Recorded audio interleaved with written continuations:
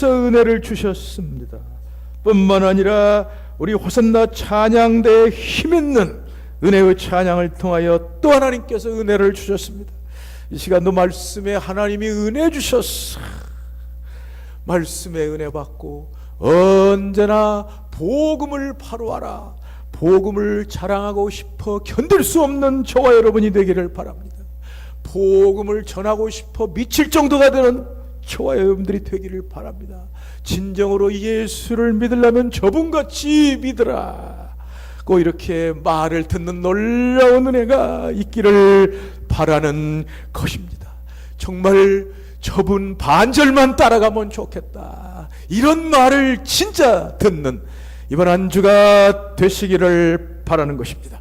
이 세상에서 가장 적은 시가 바로 겨자씨입니다. 겨자씨는 씨앗 중에서 가장 작은 씨에 속합니다. 겨자씨는 725개 내지는 760개가 있어야 겨우 1g이 되는 극히 작은 씨앗입니다. 그래서 사람이 겨자씨 하나를 정원에 심으려고 하면 거의 보이지 않을 정도의 크기에 불과합니다. 심는지 심지 않는지도 모를 정도입니다. 그런데 이 적은 겨자씨에서 큰 나무가 되어 자랍니다. 나무가 2m까지 크게 자랍니다. 그래서 예수님께서도 이 겨자씨에 대해서 이렇게 말씀하셨습니다. 겨자씨는 모든 씨보다 작은 것이로되 자란 후에는 풀보다 커서 나무가 되매 공중의 새들이 와서 그 가지에 깃들이느니라고 하였습니다. 오늘 나오는 말씀도 바로 이 겨자씨와 같은 말씀입니다. 오늘 나오는 말씀은 정말 적은 한 문장도 안 되는 적은 한마디입니다. 그런데 그 속에 엄청난 것이 들어 있습니다. 바로 오늘 봉독한 육신의 혈통, 다윗의 혈통에서 나셨고, 바로 이 말입니다. 다윗의 혈통에서 나셨고, 이 말씀 속에 엄청난 것이 들어 있습니다. 다윗의 혈통에서 누가 나셨습니까? 하나님의 아들이 다윗의 혈통에서 나셨습니다. 그러므로 이 다윗의 혈통에서 나셨다는 것은 하나님이 사람이 되신 것이 들어 있습니다. 영원히 시간 속에 들어온 것이 있습니다. 무한자가 유한자로 들어온 것이 있습니다. 이 온 우주 만물이 다 들었습니다. 보이는 것과 보이지 않는 모든 세계가 바로 이 하나님의 아들이 다윗의 혈통에서 나셨고 이 속에 들어 있습니다.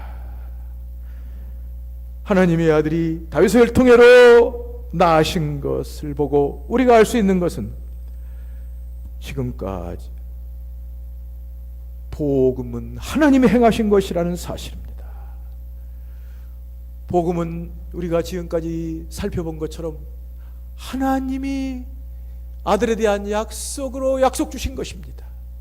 복음은 하나님이 선지자들을 통하여 아들에 관하여 약속하신 아들을 주신 것입니다. 복음은 하나님이 자기 아들에 관해 이루신 일입니다. 정말 복음은 그러므로 하나님의 복음입니다. 예수 그리스도의 종 바울은 사도로 부르심을 받아 하나님의 복음을 위하여 택정함을 받았으니 라고 한 것처럼 하나님이 행하신 것입니다. 복음은 이렇게 하나님이 행하신 것이고 우리 인간에게서 출발하는 것이 아닙니다. 우리 인간의 문제들로부터 출발하는 것이 아닙니다. 우리 인간의 사업과 직장과 가정과 물질, 건강들로 출발하는 것이 아닙니다. 또 복음은 우리 인간의 체험도 아닙니다. 우리가 꿈을 꾼 것들이 아닙니다. 우리가 환상을 본 것들이 아닙니다. 우리가 마음속에서 느낀 것들도 아닙니다. 오늘날 너무나 잘못되게 하늘나라 가서 보고 왔다. 그것이 난 무슨 소용이 있는지 도무지 알 수가 없습니다. 이런 것들을 보고 이리저리 보고 다니고 듣고 다니고 말하고 다니는 것, 시간 낭비하는 것 정말 얼마나 안타까운지. 복음은 그게 아닙니다. 복음은 하나님이 행하신 것입니다. 하나님이 바로 그 아들에게 관하여 약속하셨는데 그 아들을 보내셔서 약속을 성취하신 것입니다. 또한 오늘 말씀대로 복음은 하나님의 아들이 다윗의 혈통으로 나신 것입니다. 하나님이 행하신 이것이 바로 복음입니다. 오늘도 다시 한번 우리들이 복음을 바로 알고 복음에 사로잡혀 복음의 지배를 받아 복음에 충만하여 가는 곳마다 승리하는 역사가 충만하기를 바라는 것입니다. 그러니 오늘날 우리나라 사람들이 이렇게 온전히 서 있지 못하니 힘이 없습니다. 성경에서 제시하는 신약의 그리스도인들의 모습은 무엇입니까? 로마를 정복한 그리스도인들입니다. 어디에도 무서울 것이 없는 그리스도인들입니다. 위대한 마틴 루터와 같이 1500년 된 교회를 향하여 싸워 이긴 그리스도인들입니다. 왜? 진리에 섰기 때문에. 복음 진리에 섰기 때문에. 왜 우리나라는 이렇게 힘이 없습니까? 우리나라는 이렇게 왔다 갔다 합니까? 이리저리 흔들립니까? 복음에 서지 못했기 때문입니다. 바라기는 오늘 또 이 귀한 복음의 말씀, 하나님의 아들이 다윗을 통으로 나셨다는 이 복음 확실히 붙잡 우리 마음속에 능력이 넘쳐나기를 바랍니다. 은혜가 넘쳐나기를 바랍니다. 사랑이 넘쳐나기를 바랍니다. 정말 가는 곳마다 승리하는 역사가 있기를 바라는 것입니다. 하나님의 아들이 다윗의 혈통에서 나신 것은 놀라운 사건입니다. 하나님 아들은 하나님과 함께 하늘에 있었고 아버지 품에서 영원토록 계셨습니다. 그분은 시작도 없고 끝도 없는 하나님과 동등하신 분이었습니다. 그런데 그분에게 무슨 일이 일어났습니다. 다윗을 통해서 그분이 나셨습니다. 이것은 무엇입니까? 여기 나셨다 하는 이 말은 되셨다는 말로 번역될 수 있습니다. 바로 그 하나님 아들이 다윗의 후손이 되셨습니다. 그는 전에는 그렇지 않았습니다. 그러나 이제는 다윗의 후손으로 되셨습니다. 그는 영원전부터 계셨습니다. 그런데 무엇인가가 일어났습니다. 그는 전에 존재했던 모습과는 다른 모습을 취하기 시작하셨습니다. 이것은 바로 하나님이 사람이 되신 성육신을 말하는 것입니다. 인카네이션, 성육신을 말하는 것입니다. 우리는 성육신에 대한 기독교 교리의 핵심에 지금 들어오게 된 것입니다. 이것이 바로 요한복음 서두에서 말하고 있는 것입니다. 먼저 요한은 영원하신 하나님의 아들을 말씀합니다. 태초에 말씀이 계시니라. 이 말씀이 하나님과 함께 계셨으니 말씀은 곧 하나님이시라. 만물이 그로 말미암아 지은 바 되었으니 지은 것이 그가 없이는 된 것이 없느니라. 영원부터 하나님과 함께 계신 하나님이신 그 말씀이신 아들, 그가 없이는 만물이 아무것도 된 것이 없는 바로 그 아들이 놀라운 일이 생겼습니까? 무엇입니까? 말씀이 육신이 되어 우리 가운데 거하심에 우리가 그의 영광을 보니 아버지의 독생자의 영광이요 은혜와 진리가 충만하더라. 이 일이 일어나는 것입니다. 바로 이 요한이 말하는 것이 바울이 로마서 1장 2절에서 4절에서 말하고 있는 것입니다. 바울은 갈라디아서에도 이 성육신을 말하고 있습니다. 때가 참에 하나님이 그 아들을 보내사 여자에게 나게 하시고 율법 안에 나게 하신 것. 자, 하나님은 그 아들을 여자에게 나게 하셨습니다. 그 하나님의 아들이, 영원한 아들이 여자에게 나셔서 이 땅에 오신 것입니다. 성육신을 하신 것입니다. 바울은 이 빌립보에 보내는 편지에서 고전적으로 아주 정교하게 말하고 있습니다. 그는 근본 하나님의 본체시나 하나님과 동등됨을 취할 것으로 여기지 아니하시고 오히려 자기를 비어 종의 형체를 가져 사람들과 같이 되셨고 사람의 모양으로 나타나셨음에, 보십시오. 여기에 하나님과 근본 본체이신 분이 계십니다. 하나님과 동등함을 가지고 계신 분이 계십니다. 그런데 그에게 무슨 일이 생겼습니다. 그가 사람이 되셨습니다. 사람의 모양으로 나타났습니다. 이것이 바로 오늘 로마서에서 가르쳐주고 있는 진리입니다. 이것은 또한 히브리서에도 나타나고 있습니다. 그는 하나님의 영광의 광채시요 본체의 형상이라. 그 하나님의 아들이 그가 자녀들은 혈과 육에 속하였음에 그도 또한 같은 모양으로 혈과 육에 함께 속하심은 그 하나님 영광의 광채 본체의 형상 그 하나님이 혈과 육을 가지셨습니다. 혈과 육을 가진 사람이 되셨습니다. 바로 이것을 말씀하는 것입니다. 하나님의 아들, 하나님의 외아들, 하나님의 독생자가 육체가 되기 시작했습니다. 베들레헴의 아기로 탄생하셨습니다. 바로 이 방식으로 하나님께서 이 땅에 들어오셨습니다. 이것이 성육신의 신비입니다. 그러면 이렇게 사람으로 오신 하나님의 아들은 어떤 사람으로 오셨습니까? 바울은 오늘 말씀에서 육신으로는 이라는 말로써 하나님의 아들이 어떤 사람으로 오셨는지를 말씀해 주고 있습니다. 이 육신으로는 무슨 뜻이냐? 이것은 사람의 모양으로는 이러한 뜻입니다.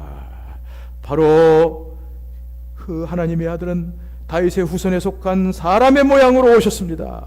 사람의 형체로 오셨습니다. 먼저 사람의 몸으로 오신 하나님의 아들은 실제적인 사람의 몸으로 오셨다는 사실이 중요합니다. 우리는 여기에 주의를 집중시켜야 합니다. 초대교회 때부터 하나님의 아들이 실제로 몸으로 오셨다는 사실을 부인하는 이단들이 있기 때문입니다. 특별히 초대교회 이단들은 헬라 철학의 영향을 많이 받아요. 헬라 그리스 철학의 영향을 받았어요. 헬라 철학의 가장 근본적인 원리는 영은 선하고 물질은 악하다는 것입니다. 그러므로 이렇게 영향을 받은 이러한 사람들은 특별히 영지주의 가연설이라고 하는데, 이러한 영지주의 가연설은 본래 물질은 악한 것이기 때문에 예수님께서 물질적인 육체와 결합할 수 없다는 것입니다. 다만 겉으로만 육체의 모습을 취했다고 하는 것입니다. 그들은 예수님이 가연적인 몸의 모습으로 보이긴 했지만 실제로 몸이 아닌 그러한 것을 입고 오셨다고 했습니다. 그것은 지금 바울이 말하는 것과 정면으로 충돌되는 것입니다. 예수님은 진실로 육체로 오셨습니다. 예수님은 하나님 사람이 되어 오실 때 몸으로, 우리 사람의 몸으로 오셨습니다. 자, 뿐만 아니라 예수님은 영혼을 가지고 오셨습니다. 여기에 바울이 육신으로는 이라는 말은 우리의 몸만을 의미하지 않습니다. 이 말은 모든 영혼까지 다 포함하고 있습니다. 특별히 이 육신이라는 이 말은 어린아이가 모태에서 나올 때 가지고 있는 모든 본성을 다 말합니다. 영혼과 몸을 말합니다. 성경은 우리 주님이 참 사람이었으며 인간의 몸뿐만 아니라 영혼도 가지셨다고 가르치고 있습니다. 바로 예수님은 참된 영혼과 참된 몸을 가지신 하나님의 아들이셨습니다. 예수님이 인간 몸만 입고 계신 하나님의 아들로 생각하는 것은 큰 실수입니다. 예수님은 영혼도 가지셨습니다. 예수님은 영혼의 요소, 지성과 감정과 의지도 가지셨습니다. 예수님은 인간의 영혼의 요소를 가지셨습니다. 우리가 이 점에 염두를 두는 것이 중요합니다. 만일 예수님이 영혼을 가지지 않고 몸만 가졌다면 그는 우리의 구주가 될 수 없습니다. 그러므로 예수님은 몸뿐만 아니라 우리의 온전한 영혼을 가지고 있습니다. 이것이 누가복음 2장에 잘 말씀하고 있습니다. 예수는 그 지혜와 키가 자라가며 하나님과 사람들 앞에도 사랑스러워 가시더라. 예수님은 키뿐만 아니라 지혜도 자랄 수 있었습니다. 그는 이렇게 몸과 영혼을 온전히 가지고 자라나셨습니다. 예수님은 날 때부터 마리아에게서 온전한 몸과 영혼을 취하셨습니다. 그리하여 그는 참 인간으로 이 땅에 계실 때 모든 인간들이 느끼고 인간들이 살아가는 모든 삶을 그대로 사셨습니다. 복음서는 예수님이 자랄 날뿐 아니라 배고프고 추렸다고 했습니다. 목마르셨다고 했습니다. 슬퍼하셨다고 했습니다. 그는 또한 인간처럼 모르는 것이 있다고 했습니다. 그는 세상의 끝이 언제인지 모른다고 하셨습니다. 세상의 끝은 천사들도 모르고 아들마저도 모른다고 하셨습니다.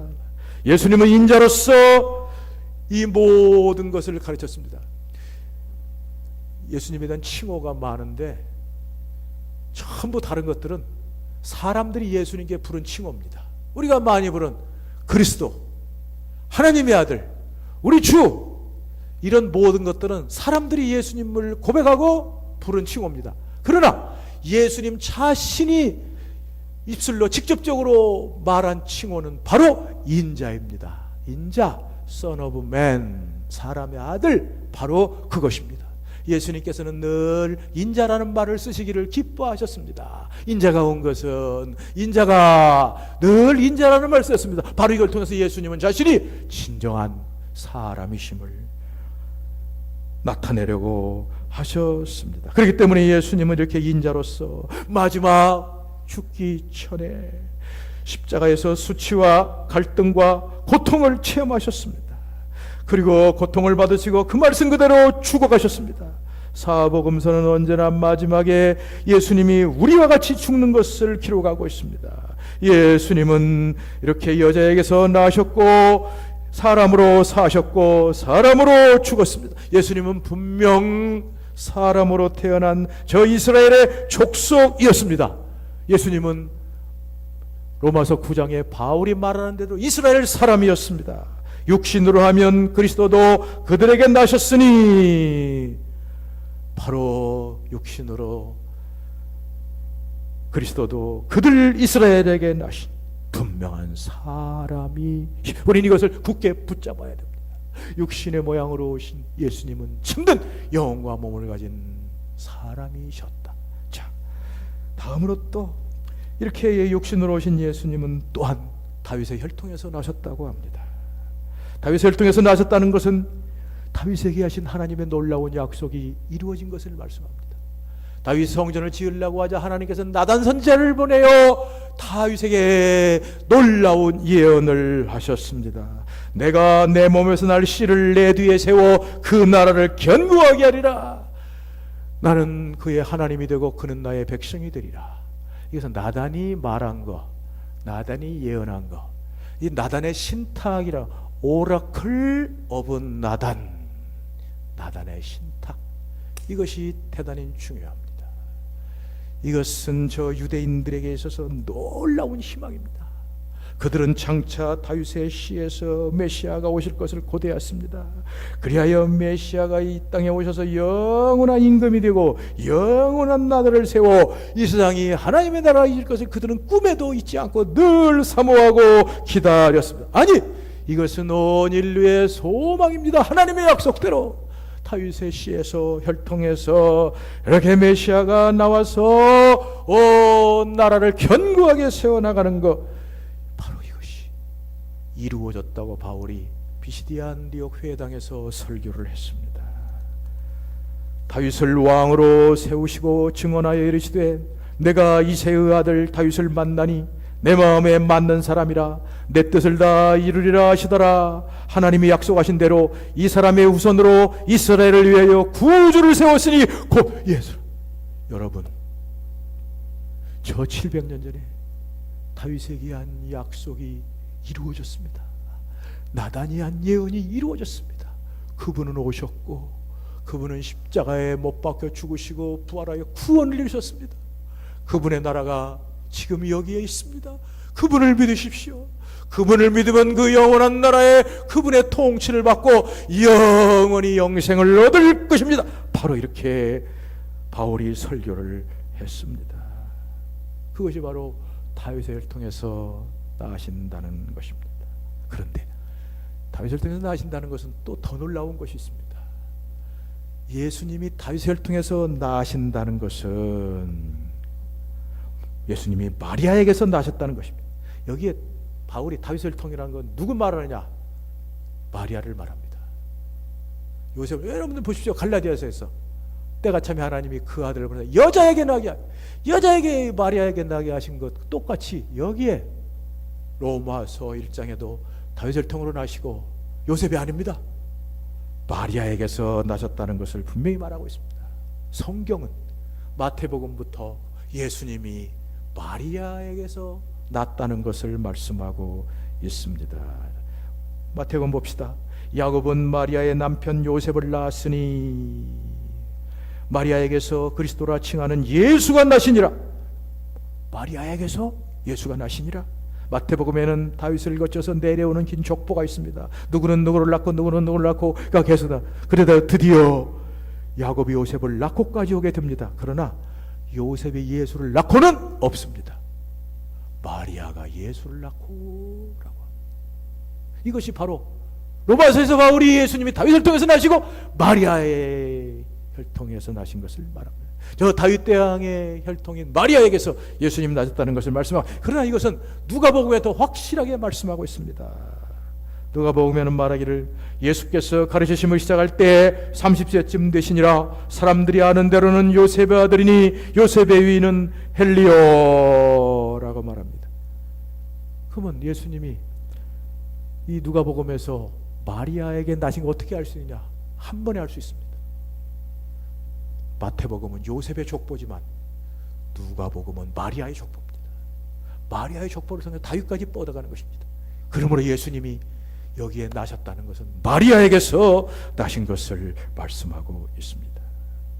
예수님께서 마리아에게 나신 것은 이사야의 예언을 성취하는 것입니다. 이사야 600년 전에 예언하기를, 예수님은 600년 예언하기를 보라 처녀가 잉태하여 아들을 낳으신 그 이름을 임마누엘이라 하리라는 약속의 성취. 아니, 그 약속은 저 인류의 시초인 에덴 동산의 약속으로 거슬러 올라갑니다. 에덴 동산에서 범죄한 인류에게 하나님께서는 약속하시기를 여자의 후손이 뱀의 머리를 밟을 것이다는 이 약속이 이루어진 것입니다. 하나님께서는 이렇게 온 세상을 아들을 보내어 구원하시겠다고 약속을 하셨고, 드디어 그 아들이 다윗을 통해서 나심으로 구원이 이루어졌다는 것입니다. 그러므로 이 복음은 좋은 소식입니다. 이 복음은 하나님이 약속하신 대로 그 아들을 보내어 주셨다는 것입니다. 그 아들을, 영원한 아들, 영원한 품속에 있는 그 아들을 독생하시고 아버지와 동등하시고 영원히 계시는 그 아들을 보내사 베들레헴에서 육체로 나게 하시고 사람의 모양으로 나게 하시고 죄 있는 아들의 아기의 모양으로 태어나게 하셨습니다. 그분이 날 구원할 구주가 되게 하셨습니다. 크리스마스 날 찬송가에 부르는 대로 여호와의 말씀이 육신을 입어 날 구원할 구주가 되시려고 동정녀의 몸에서 탄생했으니 엎드려 절하세, 엎드려 절하세, 엎드려 절하세. 구세주는 엎드려 절하세, 엎드려 절하세, 엎드려 절하세. 허세초 났네. 이 기쁜 소식, 하나님의 아들이 다윗을 통해서 나신 것입니다. 자, 이제 이 실제적으로 하나님의 아들이 다윗을 통해서 나신 것은 신비 중에 신비입니다. 인간의 힘으로 도저히 알 수 없는 하나님만이 아는 사항입니다. 자, 사람이 태어나는 것도 얼마나 신비입니까? 사람은 어떻게 태어나느냐? 여자에게 있는 수정란에서 태어납니다. 이 조그만 알, 눈에 보일락말락한, 보이지도 않는 이 조그만 알에 염색체가 있습니다. 그 염색체에서 태어납니다. 그 염색체에 암호문이 있습니다.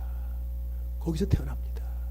그래서 그 사람의 수정란에 있는 염색체의 암호문들의 배열을 어떻게 하느냐? 그 배열 어떤 냐에 따라서 그 사람의 신체 모양이 결정됩니다. 성격이 결정됩니다. 지능이 결정됩니다. 생각, 감정이 전부 결정됩니다. 기가 막힌 일입니다. 그 결론은 어떻게 하는 것이냐?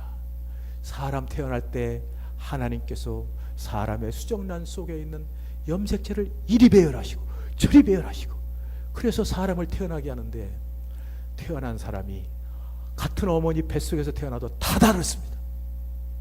같은 형제라도 하나님께서 그 속에 있는 염색체 속에 있는 이 배열을, 암호문들을 이리 넣고 저리 넣고 기가 막히게 해서 인생이 태어나는 것입니다. 그래서 시편에 기자는 그것을 알았기 때문에 자기가 모친의 뱃속에서 태어난 것에 대해서 이렇게 말합니다. 하나님이여, 모친의 뱃속에서 신묘막측하게 지으셨느니라. 신기하고 묘하고 도저히 측량할 수 없는 신묘막측하게 지으셨어. 사람도 이렇게 지으셨는데 하나님의 아들이 사람으로 오신 것은 얼마나 신묘막측합니까? 하나님은 그 영원한 아들을 사람으로 태어나기 위해서 먼저 마리아에게 찾아가 마리아의 태를 깨끗하게 하셨습니다. 마리아의 태를 조성하셨습니다. 그리고 그에게 하나님께서는 성령으로 잉태하게 하셔서 거기에 수정란을 만드시고 거기에 하나님의 아들이 염색체를 넣으시고 거기에 암호문을 넣으셔서 만드셨습니다. 오늘날 사람이 착각하는 것이 있습니다. 인간의 과학이 모든 것을 알고 있다고 착각을 합니다. 그러나 헤겔이 말한 것처럼 과학이 아는 것은 모른다는 것을 가르쳐줄 뿐이라는 거예요. 과학이 그 본질은 알 수 없습니다. 껍데기 나타나는 현상, 칸트 말대로 현상은 알지만 물 자체 본질은 알지 못. 보이는 것, 보이지 않는 것은 도무지 알지 못합니다. 정말 이렇게 하나님의 성육신 신비하게 나오신 이것은 정말 알기가 어렵습니다. 그렇기 때문에 사실은 이 신비이기 때문에 이 복음에서 가장 알기 어려운 것입니다. 물론 여러분들 이 복음에서 예수님에 대해서 가장 알기 어려운 것들이 많습니다. 예수님이 오병이어의 기적을 행하시고 무리를 걸으셨다는 것, 그거 믿고 알기가 쉽지 않습니다. 더 나아가 예수님이 십자가에 죽으셔서 우리 모든 죄를 해결했다, 우리 모든 죄를 대신 받아 대속하셨다, 이거 믿기 어렵습니다. 예수님이 사흘 만에 죽은 자 가운데서 부활하셨다, 그것도 믿기가 어렵습니다. 그러나 그것들은 문제가 아닙니다. 진짜 믿기 어렵고 진짜 어려운 것은 하나님이 사람이 되신 것입니다. 하나님이 사람이 되었습니다. 하나님의 아들이 유대 사람이 되었습니다. 전능자가 누워서 눈을 벌뚱거리며 몸을 뒤척거리고 칭얼거리는 일밖에 할 수 없는 연약한 어린아이로 땅 위에 나타나셨습니다. 또한 먹여주어야 하고 기저귀를 갈아주어야 하고 다른 아이들처럼 말을 가르쳐야만 하는 어린아이에 나타났습니다. 이것은 인간의 말로는 도저히 설명할 수 없는 어려운 것입니다. 인간이 연구하고 궁구해도 해결할 수 없는 것입니다. 이 성육신은 자연을 초월하는 초자연적인 것입니다. 이것은 사람의 차원을 넘어서는 신비입니다. 이것은 어려운 것입니다. 그러나 일단 이 성육신만 믿으면 모든 것은 다 해결됩니다. 하나님의 아들이 사람이 되셨기 때문에 그는 무리를 걸을 수 있습니다. 오병이어의 기적을 행할 수 있습니다. 그분은 십자가에 달려 세상의 모든 죄를 다 담당하고 해결할 수 있습니다. 그분은 사흘 만에 죽은 자 가운데서 부활할 수가 있습니다. 여러분들이 이 은혜를 받기 바랍니다. 제가 여기서 오랫동안 있으면서 받았다는 은혜 말하라고 하면 난 이걸 말합니다. 제가 20년 동안 성육신에 대한 기도만 계속 새벽마다 해가지고 이 은혜를 받고 나서 내가 달라졌습니다. 내가 생각은 도전이 왔습니다.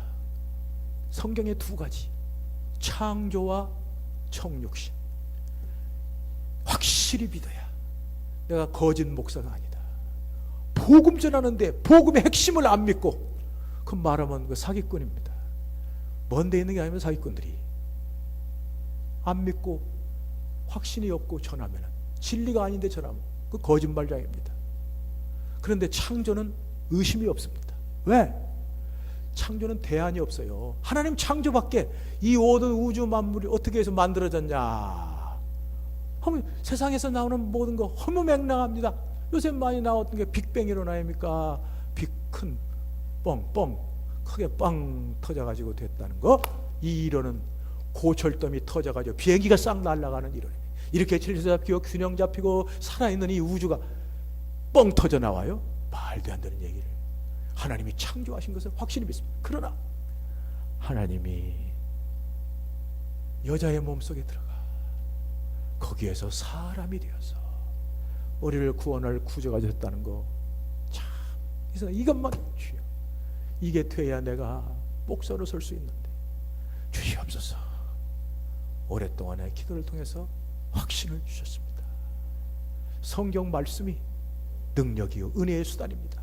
말씀을 붙잡고 말씀으로 확실히 나아가면서 확신이, 하나님은 바로 말씀이 육신이 되어 오셨구나, 때가 참이 안에 그 아들을 보내셨구나,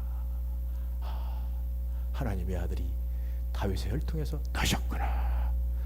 인생이 쉬워졌습니다. 언제 어디서나 누구 앞에든지 이 복음 담대히 부르질 수 있습니다. 아니, 이 복음으로 쉽게 죽을 수도 있습니다. 죽는 문제 해결되니까 사는 것이 문제가 없습니다. 죽고 사는 게 다 해결됐어요. 난 여러분들이 이 은혜를 받기를 바랍니다. 이 복음을 받기를 바랍니다. 이 복음으로 무장해시 영원한 영생을 누리기를 바랍니다.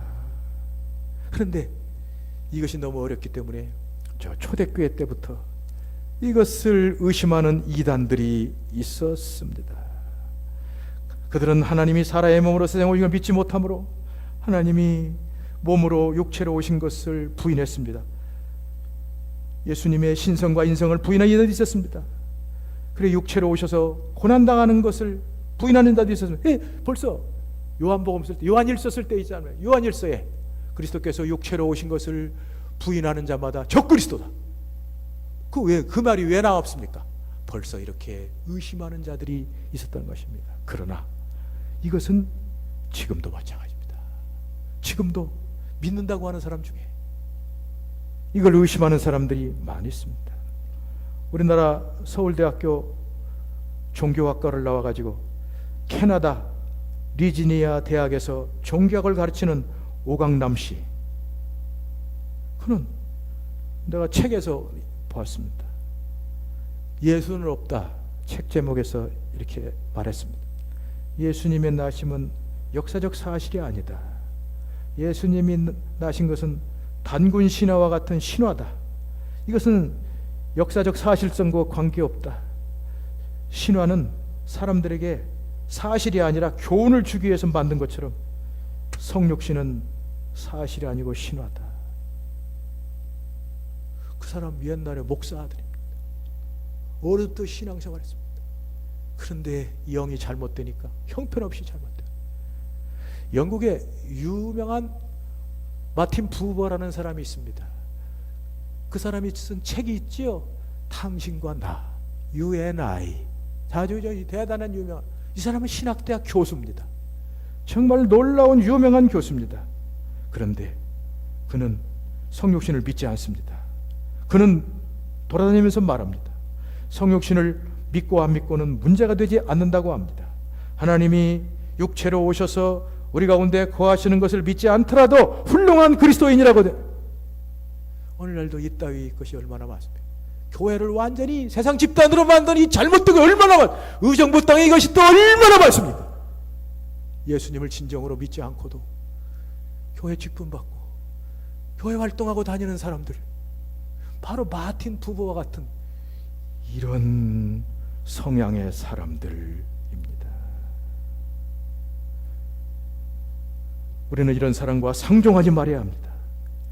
왜 이렇게 하는 것은 가장 중요한 구원을 망가뜨리게 되는 것이, 복음을 망가뜨리게 되는 것이, 복음의 메시지를, 구원 전체를 매도하는 것이기 때문입니다. 초대교회 교부들은 이 구원이 결례했기 때문에 이 예수님이 성육신, 예수님 하나님이라는 것을 보고 300~400년 동안 매달렸습니다. 여러분들 보십시오. 그 많은 이단들과 싸워서 300~400년 동안을 그들은 싸워왔습니다. 325년 니케아 신조가 바로 하나님의 아들 예수님에 대한 것입니다. 450년 칼케톤 신조가 바로 예수님의 기동, 예수님이 하나님 아들 되신 것입니다. 왜 그렇습니까? 이것이 구원에 직결되기 때문에. 예수님이 하나님의 아들이 다윗을 통해서 나셔야만 참 하나님이 참 사람이 되고 구원을 이루기 때문에 그것을 붙잡고 나아갔습니다. 그러나 우리가 그것을 붙잡을 때 우리는 바울 같은 능력의 확신을 가지게 됩니다. 날마다 바울같이 복음을 자랑하지 않고는 견딜 수 없게 됩니다.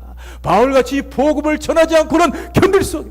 자, 로마서 1장 마지막 한번 외워봅시다. 자, 내가 너희에게 여러 번 가고자 한 것을 너희가 모르기를 원하지 아니하노니 이는 다른 곳에서와 같이 너희 가운데도 열매를 맺지가 하였으되 지금까지 길이 막혔도다.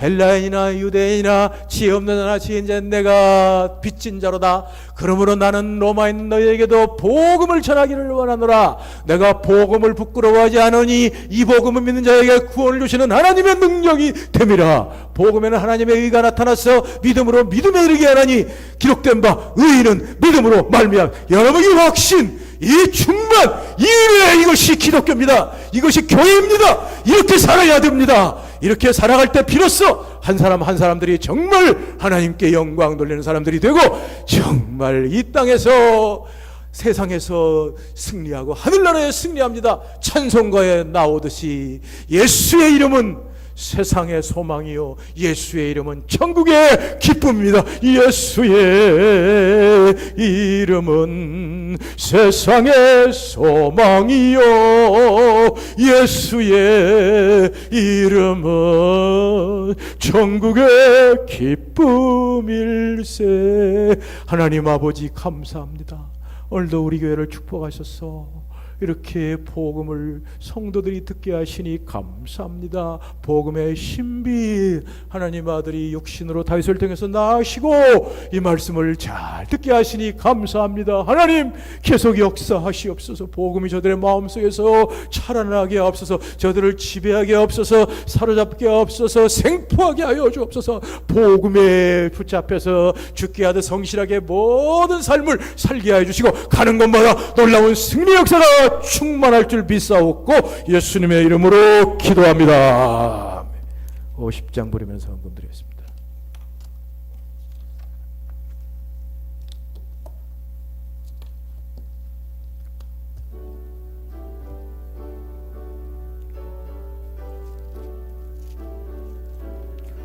내게 있는 모든 것 아낌없이